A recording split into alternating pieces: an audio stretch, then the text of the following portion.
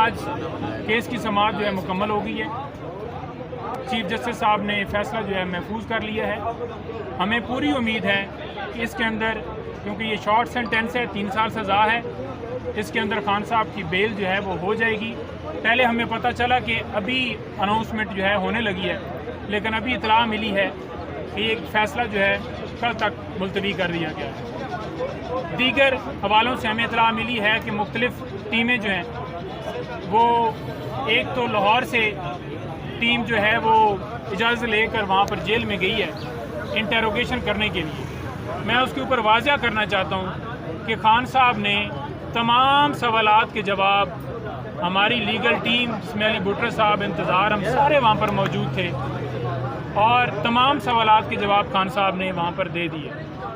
سوالات یہی پوچھے گئے کہ آپ نے حملہ کروایا ہے، آپ نے اداروں کے اوپر توڑ پھوڑ، جلاؤ گھراؤ کا کہا ہے، اور خان صاحب کا آگے واضح جواب یہ تھا کہ کوئی ایسی ایویڈنس لے آئیں جس میں میں نے یہ کہا ہو کہ آپ نے جلاؤ گھراؤ کرنا ہے، توڑ پھوڑ کرنی ہے، املاک کو نقصان پہنچانا ہے۔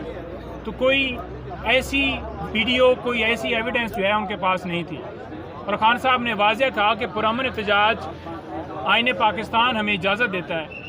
پرامن احتجاج لوگوں نے اس لیے کیا کیونکہ مجھے 9 مئی کو اغوا کیا گیا اسلام آباد ہائی کورٹ سے، اور وہ واضح طور پر سپریم کورٹ نے کہہ دیا کہ یہ گرفتاری جو تھی یہ غیر قانونی تھی، غیر آئینی تھی، تو لہٰذا لوگ نکلے۔ آج پھر اسی کیسز کے اندر انٹیروگیشن کرنے کے لیے دوبارہ ٹیم گئی ہے اور سوالات کر لے۔ خان صاحب نے پہلے بھی سوالات کے جواب دے دیے۔ فرق فرید بلوچ صاحب کا فیصلہ بڑا اہم ہے اس میں۔ انہوں نے اپنے فیصلے کے اندر واضح کہہ دیا ہے کہ جب بندہ ایک جیل کے اندر یا کسی کسٹڈی میں موجود ہے تو وہ کیسے کسی کو انویسٹیگیٹ کر سکتا ہے کہ آپ یہ کام کریں۔